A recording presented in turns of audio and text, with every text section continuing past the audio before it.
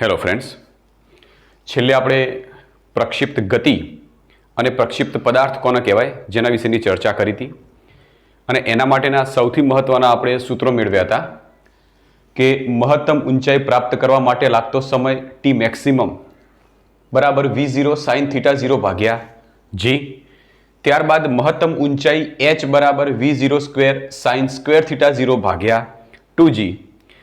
ઉડ્ડયનનો કુલ સમય tf બરાબર 2v0 sin θ0 ભાગ્યા g અને અવધિ r બરાબર v0 સ્ક્વેર sin 2θ0 ભાગ્યા g. આ બધા સૂત્રો જ્યારે આપણે મેળવ્યા હતા ત્યારે જે થિયરીમાં આખી જે ટોટલ ચર્ચા કરી હતી બધાની એ વિશે જો તમને પોઈન્ટ થોડા યાદ ના હોય તો તમે આગળનું લેક્ચર જે છે એ રિવાઇન્ડ કરી અને જોઈ લેજો કે આપણે tm, h, tf, r કોને કહેવાય તો એના વિશેની તમને માહિતી મળી જશે. ઓકે, હવે એક પ્રશ્ન આના અંદર એવો પૂછાય છે કે પ્રક્ષિપ્ત ગતિ કરતા પદાર્થની ગતિપથનું સમીકરણ મેળવો. જેમ કે સમજી લો કે પ્રક્ષિપ્ત ગતિ આપણે કોને કીધી હતી કે xy સમતલમાં કોઈ એક પદાર્થને ઉગમ બિંદુ સાથે કંઈક ખૂણે ફેંકવામાં આવે તો પદાર્થ નિયમિત સમક્ષિતિજ વેગ અને નિયમિત ઉર્ધ્વ પ્રવેગ સાથે ગતિ કરે છે. સમક્ષિતિજ દિશામાં એનો વેગ નિયમિત હોય અને ઉર્ધ્વ દિશામાં તમે જુઓ અમુક સમય જોતા જો તો પ્રવેગની કિંમત કોન્સ્ટન્ટ મળતી જશે, અચળ મળતી જશે. તો નિયમિત સમક્ષિતિજ વેગ અને નિયમિત ઉર્ધ્વ પ્રવેગ સાથે પદાર્થ ગતિ કરતો હોય તો આવી ગતિને આપણે પ્રક્ષિપ્ત ગતિ કહીએ છીએ. આ ગતિ દરમિયાન પદાર્થ જે સ્થાનેથી શરૂ કરે છે અને જ્યાં પડે છે અથવા તો જે સ્થાનેથી શરૂ કરીને પદાર્થ જ્યાં નીચે એ જ સમક્ષિતિજ માર્ગ ઉપર આવે છે ત્યાં સુધીના અંતરને આપણે અવધિ r તરીકે ઓળખીએ છીએ અને એ દરમિયાન લાગતા સમયને ઉડ્ડયનનો કુલ સમય tf કહીએ છીએ. ત્યારબાદ પદાર્થને કોઈ એક સ્થાનેથી ફેંકો છો ત્યારે પદાર્થ જે મહત્તમ ઊંચાઈ સુધી જાય છે એ મહત્તમ ઊંચાઈને આપણે h મહત્તમ ઊંચાઈ કહીશું અને એ દરમિયાન જે સમય લાગશે એને મહત્તમ ઊંચાઈ માટેનો સમય t મેક્સિમમ તરીકે ઓળખીશું.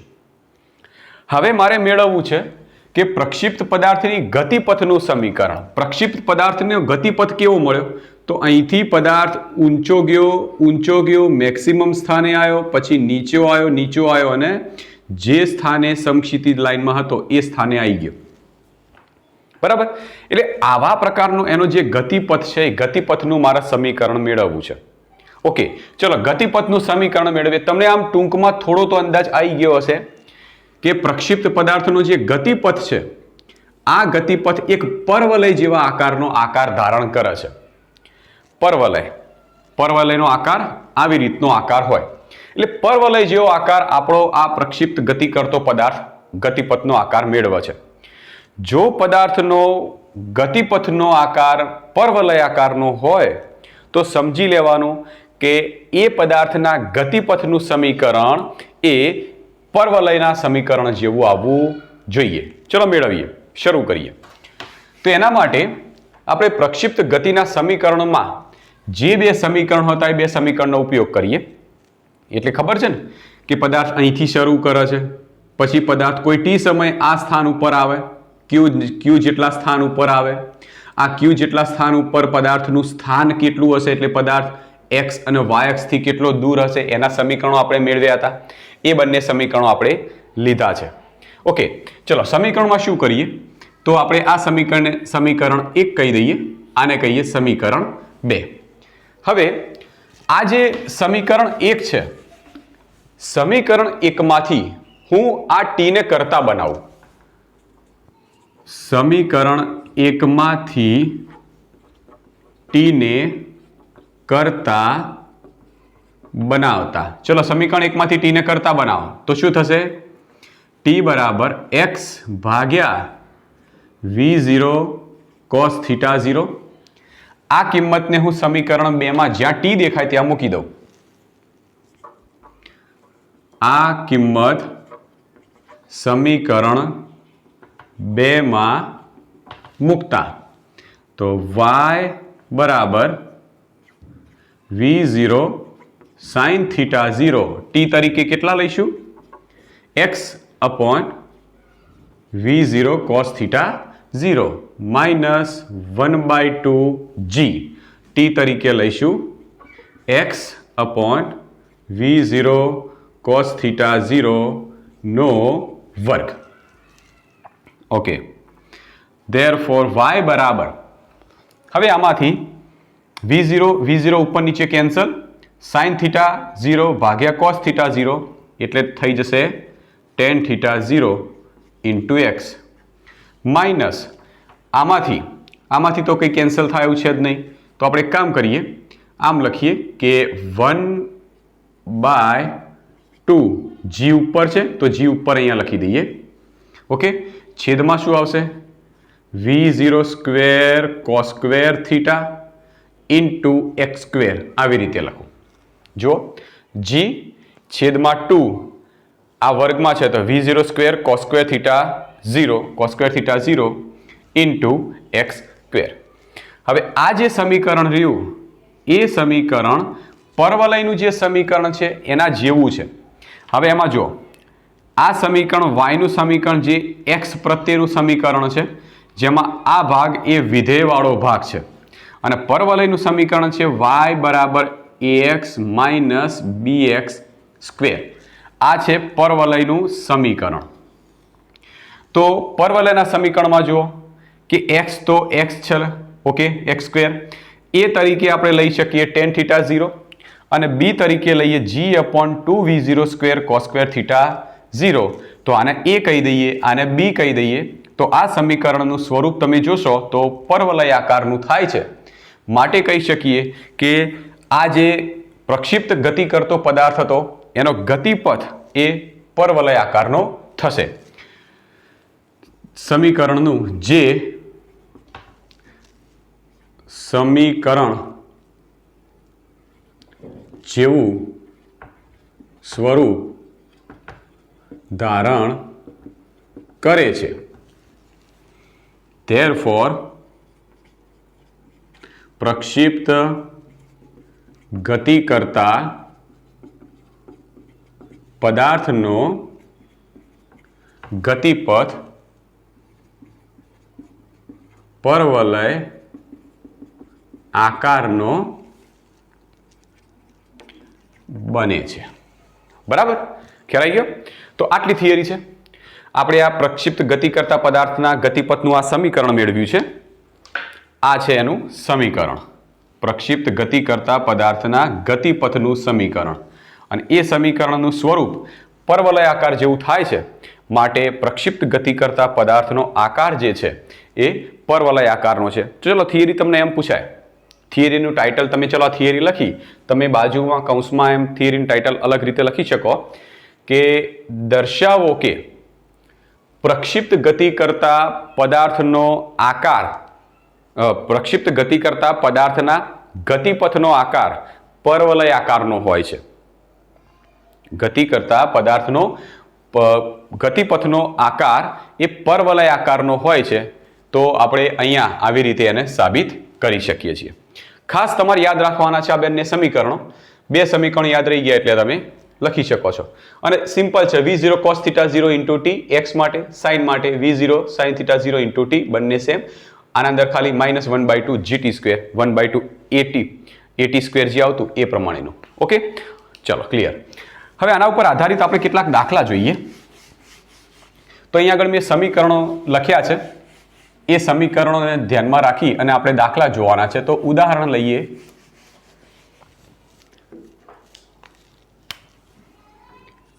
ઉદાહરણ નંબર 7. ઉદાહરણ નંબર 7 લઈએ. ઓકે, ચલો રકમ લખતો નથી, રકમ બોલું છું, તમે લખતા રહેજો.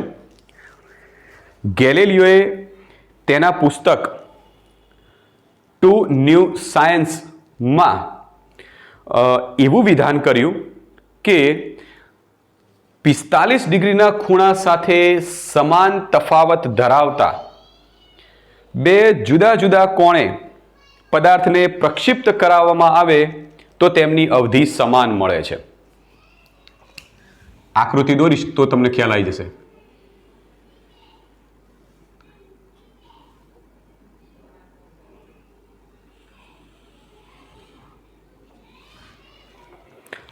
45 ડિગ્રીનો ખૂણો. ઓકે, ચલો તો ધારો કે આપણે માની લઈએ આ છે 45 ડિગ્રીનો ખૂણો. હવે એના પુસ્તકમાં શું લખ્યું કે 45 ડિગ્રીના ખૂણા સાથે સમાન તફાવત ધરાવતા હોય, એટલે આ 45 ડિગ્રીનો ખૂણો થાય છે તો 45 ડિગ્રીના ખૂણા સાથે સમાન તફાવત એટલે કે આ એક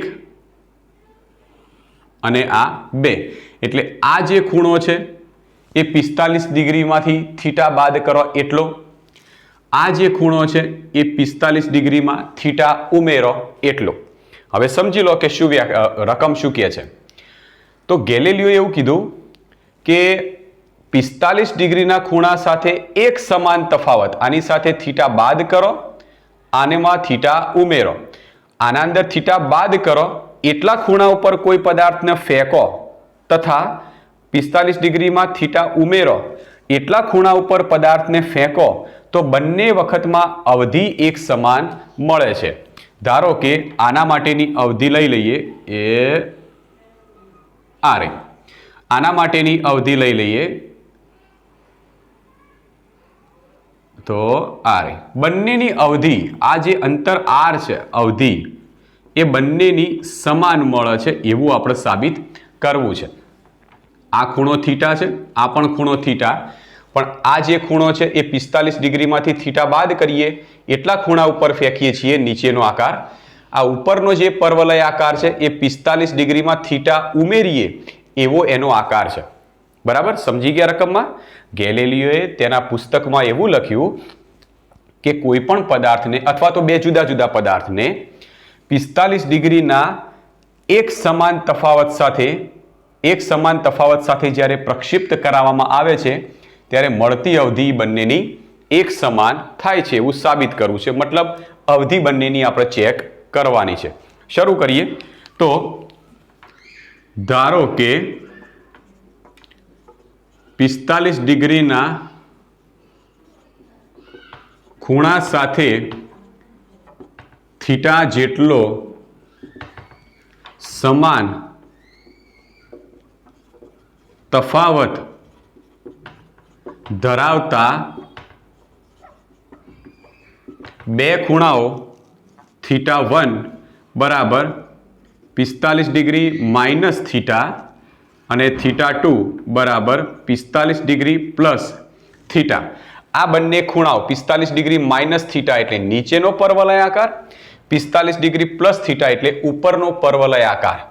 આ બંને ખૂણા ઉપર જ્યારે પદાર્થને ફેંકીએ છીએ ત્યારે મળતી અવધિઓ અનુક્રમે નીચેના માટે R1 અવધિ કહી દઈએ, ઉપરના માટે R2 અવધિ કહી દઈએ. ખૂણાઓ આટલા માટે મળતી અવધિઓ R1 અને R2 છે. આ બંને આપણે સમાન કરવી છે. તો ચલો શરૂ કરીએ. સૌથી પહેલા આપણે અવધિ R1 જે છે એની કિંમત શોધીએ. અવધિ R1, ચલો R1 માટે આપણે પહેલા અવધિ માટેનું જે સૂત્ર છે એ સૂત્ર જુઓ. તો અવધિ માટેનું સૂત્ર છે V0 સ્ક્વેર sin 2θ0 ભાગ્યા G. આ સૂત્રમાં સૌથી પહેલા પહેલી અવધિ R1 અવધિ લઈએ. તો R1 બરાબર V0 સ્ક્વેર sin 2θ0 બરાબર કેટલા લઈશું? પહેલા θ1 ની કિંમત 45 માઇનસ થીટા ભાગ્યા G. Therefore R1 બરાબર V0 સ્ક્વેર sin, અંદર બે ગુણી કાઢો તો 90 માઇનસ 2θ ભાગ્યા G. Therefore R1 બરાબર V0 square sin 90 minus theta, sin 90 minus theta હોય અથવા તો sin 90 પ્લસ થીટા હોય તો વિધેય હંમેશા બદલાઈ જાય. જેમ કે સિમ્પલ તમને સમજાવું કે સાઇન વિધેયનો આકાર આવી રીતે છે. બરાબર. હવે આ જે સાઇન વિધેય છે અહીંયા આગળ 90 ડિગ્રીનો ખૂણો થાય છે. હવે તમે કોસ વિધેયનો તમે આકાર જુઓ, કોસ વિધેયનો તમે આલેખ જુઓ તો એ મેક્સિમમથી શરૂ થાય છે. તમે 90 હંમેશા આટલું યાદ રાખજો કે સાઇન 90 માઇનસ થીટા અથવા સાઇન 90 પ્લસ થીટા તો એ વિધેય થઈ જશે કોસ થીટા, વિધેય બદલાઈ જાય. તો સાઇન 90 માઇનસ થીટા એટલે થઈ ગયું કોસ થીટા અને થીટા તરીકે છે અહીંયા 2 થીટા ભાગ્યા જી. આને કહીએ સમીકરણ 1. ચલો હવે સમીકરણ નંબર 2 મેળવીએ. R2 બીજા માટેની અવધિ R2 તો સેમ સમીકરણ V0 સ્ક્વેર સાઇન 2 થીટા તરીકે 45 પ્લસ થીટા ભાગ્યા જી. ક્લિયર? ઓકે. Therefore R2 બરાબર V0 square sine 90 plus theta ભાગ્યા જી. તો R2 બરાબર V0 square sine 90 plus theta એ પણ થઈ ગયા કોસ અને અહીંયા આગળ થીટા તરીકે 2 થીટા છે તો 2 થીટા ભાગ્યા જી. આ બીજું સમીકરણ આપણે મળ્યું, સમીકરણ 2. આ હતું સમીકરણ 1. સમીકરણ 1 અને 2 જુઓ સેમ મળી ગયા. Therefore સમીકરણ 1 અને 2 પરથી R1 બરાબર R2 બંનેની અવધિ એક સમાન. એટલે એને શું કીધું કે 45 ડિગ્રીથી થીટા જેટલો ખૂણો વધારો અને 45 ડિગ્રીથી થીટા જેટલો ખૂણો ઘટાડો. આ બંને ખૂણાઓમાં જ્યારે પદાર્થને એક સરખા ફોર્સથી ફેંકીએ તો બંનેની અવધિ એક સમાન મળતી હોય છે. ક્લિયર? એકદમ ઇઝી દાખલો છે. ત્યારબાદ આપણે લઈએ ઉદાહરણ નંબર 9. 9મા નંબરનું ઉદાહરણ.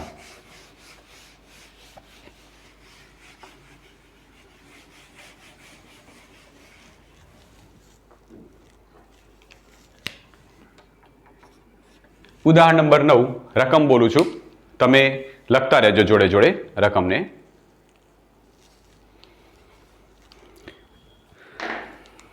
રકમ આ પ્રમાણે છે કે સમક્ષિતિજ સાથે 30 ડિગ્રીના ખૂણે એક ક્રિકેટ બોલને 28 મીટર પ્રતિ સેકન્ડના વેગથી ફેંકવામાં આવે છે. સમક્ષિતિજ સાથે 30 ડિગ્રીના ખૂણે આ કયો ખૂણો હશે? સમક્ષિતિજ સાથે 28 ડિગ્રીના ખૂણે એક પદાર્થને ફેંકીએ તો શું એ ખૂણો થીટા 0 હશે? હા, થીટા 0 બરાબર 30 ડિગ્રી ના ખૂણે એક પદાર્થને 28 મીટર પ્રતિ સેકન્ડના વેગથી ફેંકીએ છીએ. મતલબ શરૂઆતનો વેગ કેટલો? 28 મીટર પ્રતિ સેકન્ડ, જેને આપણે V0 તરીકે લીધા હતા, મીટર પ્રતિ સેકન્ડ. આગળ જોઈએ. ફેંકવામાં આવે છે તો નંબર એ પહેલો ઓપ્શન, બોલ માટે મહત્તમ ઊંચાઈ મેળવો. પહેલો, બોલ માટે મહત્તમ ઊંચાઈ. ચલો, મહત્તમ ઊંચાઈ માટેનું સૂત્ર છે આ રહ્યું. તો બોલ માટે મહત્તમ ઊંચાઈ h બરાબર સૂત્ર છે V0 square sine square theta 0 ભાગ્યા 2g. Therefore h બરાબર કિંમતો મૂકતા જઈએ. V0 સ્ક્વેર તો 28 એનો વર્ગ સાઇન સ્ક્વેર થીટા 0 તરીકે 30 ડિગ્રી છેદમાં 2g તરીકે આપણે લઈશું 9.8. Therefore h બરાબર 28 નો વર્ગ થશે 784. સાઇન સ્ક્વેર થીટા 30 તો સાઇન સ્ક્વેર 30 એટલે થશે સાઇન, આપણે કામ કરીએ, સાઇન 30 ની કિંમત થાય 1/2, 1/2 એનો વર્ગ કરો એટલે 1/4 છેદમાં 2 ગુણ્યા 9.8 m ના m. h બરાબર ઓકે. આનું સોલ્યુશન કરો. આનું સોલ્યુશન કરતા તમને જવાબ મળશે 10. Okay, 10 metre. 10 મીટર. તો ઊંચાઈ મળી તમને, મહત્તમ ઊંચાઈ 10 મીટર જેટલી. ક્લિયર? ત્યારબાદ બીજા નંબરનો વિભાગ છે બી વિભાગ. બી વિભાગમાં શું કહે છે જોજો કે તે જ સ્તરે પાછા લાવવા માટે બોલે લીધેલ સમય. તે જ સ્તરે એટલે એનો મતલબ શું થયો? તો ચલો આકૃતિ આ પ્રમાણે સમજીએ. અહીંથી બોલને 30 ડિગ્રીના ખૂણે 28 મીટર પ્રતિ સેકન્ડના વેગથી ફેંક્યો, બોલ ગયો અને બીજી જગ્યાએ જઈને પડ્યો. હવે બીજો ઓપ્શન શું પૂછ્યું છે સમજો કે તે જ સ્તરે એટલે અહીંથી શરૂ કર્યું હતું અને આ જ સ્તર ઉપર પાછો લાવો છે. તો અહીંથી શરૂ કરીને આ જ સ્તર ઉપર પાછો ક્યાં આવે છે? આ જગ્યાએ. અહીંથી શરૂ કરે છે અને એ જ સ્તર ઉપર આ જગ્યાએ પાછો આવે છે. તો એ દરમિયાન લીધેલ સમય, તો અહીંથી લઈ આ જગ્યાએ પહોંચે છે એ દરમિયાન લીધેલ સમય, જેને આપણે ઉડ્ડયનનો કુલ સમય કહીએ છીએ. તો ઉડ્ડયનનો કુલ સમય. ઓકે, ઉડ્ડયનનો કુલ સમય, જેના માટેનું સૂત્ર છે TF